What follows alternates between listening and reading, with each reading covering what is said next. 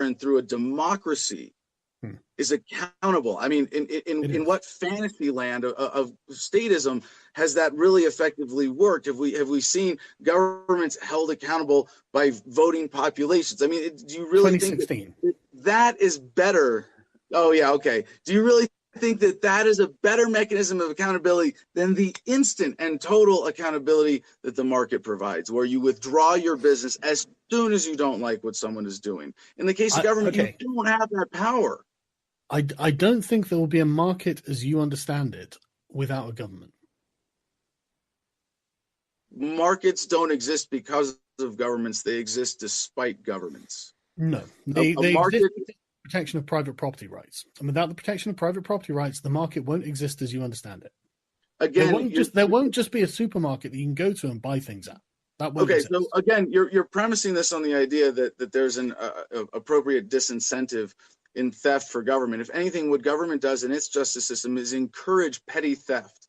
And I live in a community where we have accountability, where people have reputations, and those who are good actors, are treated as such, and those who are not are held accountable for that. But it would be better if we had something other than government, because we can't call government when you have $100 in damages, when you have, a bicycle stolen. Like for me, even for me, with a motorcycle stolen, with, thousands of dollars of damages to the bike itself, I didn't have a system of accountability. I want to be able to hold those people accountable. Government doesn't. Hang on. I thought you said the guy went to jail. Yeah, but I didn't get any restitution. And now there's another thing here. Well, hang on. Stop going off on tangents, man. Come on, let's take this step by step, right? So, the guy went to jail. Did you not get your bike back? Did he not have to pay for the damages? He did not have to pay for the damages.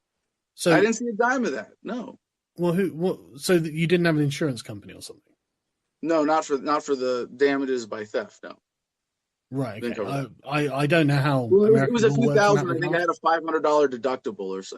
Okay. I don't know how American law works in that regard. But I mean, I would have to look into that. The judge didn't order restitution, though, Adam. No, for that? the judge ordered a restitution, and there was no enforcement of it. The guy went to jail. The government spent thousands of dollars housing him and processing him, and he was put back on the streets and was never in any way compelled to pay me back. But and so this is an important. This goes back for that, though. Yeah, you can go to civil. He has that. You have that judgment against him. Yeah. Right. And if I want to get that money back, how much do I have to pay? Well, a lawyer? He'll pay the lawyer. He'll pay the costs if you win the case, which it sounds like you'll win the case. Right. And this is something. I mean, this guy is now a homeless crack addict, from what I was told by his probation officers, who are supposed to be. See, there already is a mechanism of killing. This is the insanity of statism. It didn't work once. Let's do it again. But the idea of punishment versus justice, this is absolutely critical, because if you're punishing someone, and this might be a definitional thing, you said you wanted someone who stole from you punished. I don't want them punished. I want justice, and I want them to be held accountable, and that's an important distinction. Because okay, so maybe you're agreeing with this, but I want to make it clear that hang on, let's stop like galloping on from point to point, because these are important distinctions. Punishment is a component of justice. It doesn't have to be the only component. I mean, one thing that you might need to do to achieve justice is to punish the person who's committed a crime. What's your definition of punishment? A punishment is something that is applied to a person who's committed a crime in order to make sure that they don't do it again, as a way of incentivizing them not to do it again, in ways of incentivizing other people not to do the same thing. But the problem that you have, again, like who metes out this justice? Okay, so this is really an important understanding of natural law and the definitions here, because you made the definition of punishment there somewhat inclusive of, say, like if someone commits a crime, let's say someone murders someone because they're insane and they need to be locked up to be isolated from society. That's something that happens to someone who's committed a crime, but it's not to punish them. It's in the interest of justice to forcibly isolate them to prevent them from murdering again. So I make but it is also a way of punishing them. You can't separate the two. I mean, well, let me finish and explain, and you'll see the distinction here. Because if you punishment, I equate with hurting someone or causing someone pain or damages or suffering in order to control their future behavior. And you kind of included that in your definition, saying to prevent them from doing that again in the future. And so you're using force and violence and hurting someone in a way that's outside of justice in order to compel behavior. By the natural law definition. Stop. Hold on, let me finish. You can't just go on and on about justice. I disagree with you at the first word, right? Dude, come on. Right, you say that like punishment isn't a part of justice. Well, I think it is. So, I mean, like, okay, so. So how do you separate that then? So when someone Adam, you can't talk over each other because then nobody can hear you. Carl's talking. Let him finish his thought. We'll give you all the time you need. Yeah, promise. We promise, man. So you think that there should be justice that doesn't involve any kind of physical harm or suffering or what I would describe as punishment, or is that correct? I think it should all be in the interest of justice. If that's incidental, you can say that might happen. If someone is coming to punch you in the face and you have to tackle them and hurt them to stop them, sure, yeah, you're going to use force, you're going to use violence, they're going to get hurt in that, in that instance. If someone needs to be, but if someone steals from you, I'm much more in favor of accountability for people as debtors rather than as someone who needs to be forcibly isolated. So the hypothetical possibility of a debtor's prison would be more in line with justice. So if someone steals your wallet or someone steals something from you that they don't have the ability to make you whole by themselves, that they can say, you know what, in order to maintain my reputation with the community, I'm going to sign up for something that allows me to work in a way that pays this person back. That's justice. If they're not an immediate, and this gets back down to the natural law, when is it okay to use violence against someone? And I would make the case that it's only okay to use violence against someone when it's in the interest of justice, in the sense of the natural law, in prevention of a crime. If someone is there's an immediate threat to life or limb, it's defensive violence. If it's restoring property, then it's restorative, might be coercive, but hopefully it wouldn't be violent necessarily. Okay. Well, I mean, that's your opinion on that. So I guess like, as far as I can see from I've had this discussion with anarcho-capitalists before. I honestly think that this is something that is utterly unworkable and will degenerate into feuding tribes, effectively, and out of this will come a governmental structure. You're describing the current state. Yes.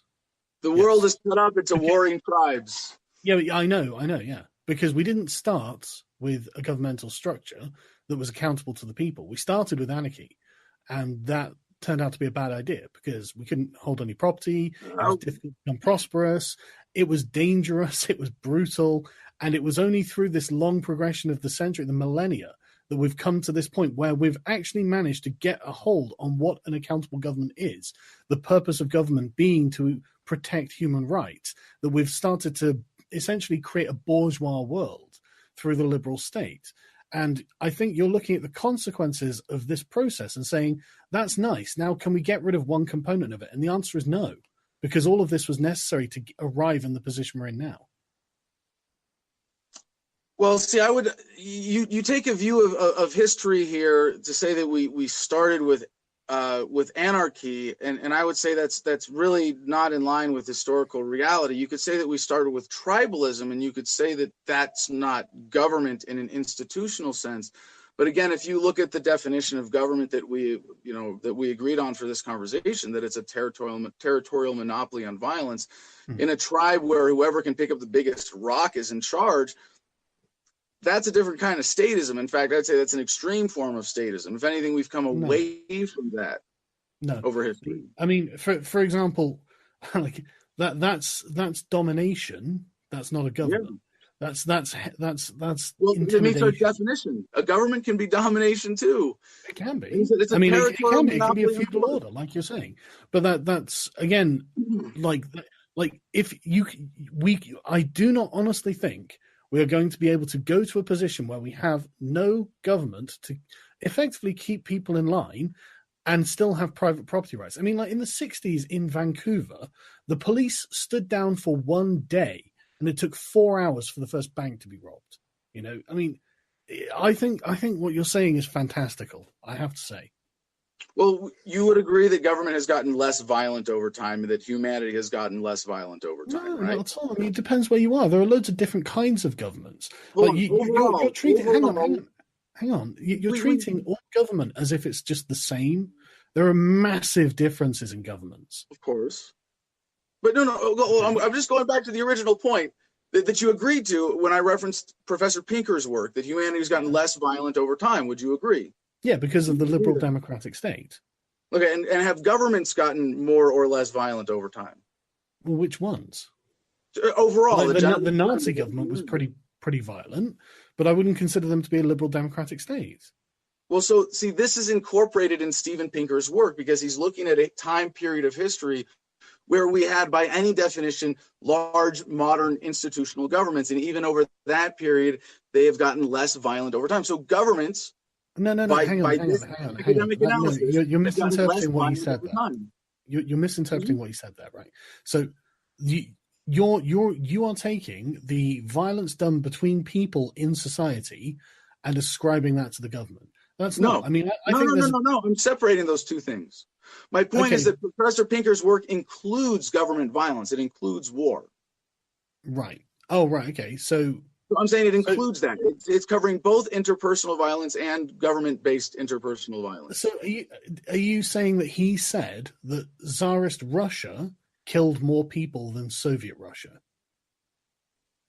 No, he said the overall aggregate trend across the globe for all of humanity, including violence done by governments in mass pogroms and exterminations and the Holocaust and every other war, including all of those things, governments as well have gotten less violent over time. Yeah, but that's because of the victory of liberal democracy. Okay, well, I mean, that's fine if you want to attribute to that. All I'm saying is that trend is going to continue, and that's a good thing, and we should encourage that trend. Oh, I agree. But you can't get rid of the liberal democracy that's causing that trend. You sound like the people who said we can't get rid of the monarchies that are causing this trend. No, I don't. Let me. You mean you do?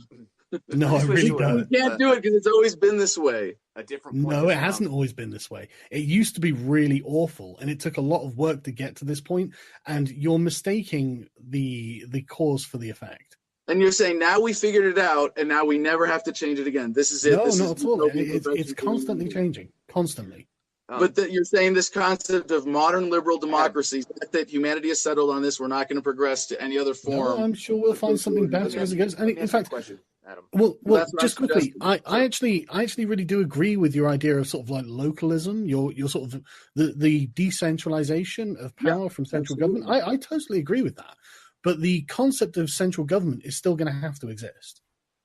Well, how local then? Now, if I may first, I want negotiation then, isn't it? It's really beautiful that this is something that reasonable people can agree on, that people should have the right to subdivide according to their own desires for social organization, for government, that you should have the freedom.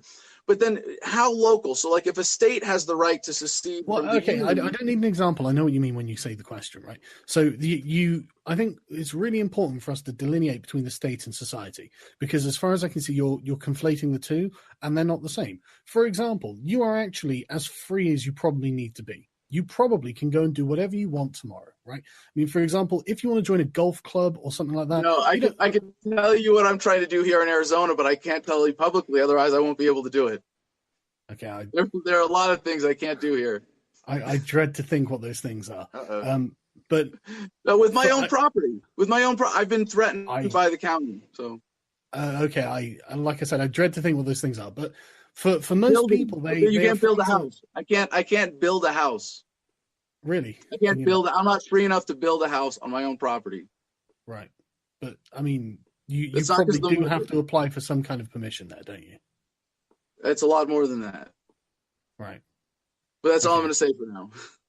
Okay. Well, you made it sound like it was something nefarious. No, I want to build a house on my own property. Like, if you apply for a permit, could you get one if you want to build your own house? I mean, is that something that you could actually apply for? Or are they just saying outright you can't buy it? You can't build your own house. That's something I can't get into in my specific case. Okay. Right. Okay. Well, then let's drop that for now. Let me go back to what I was saying, because what I mean is, okay,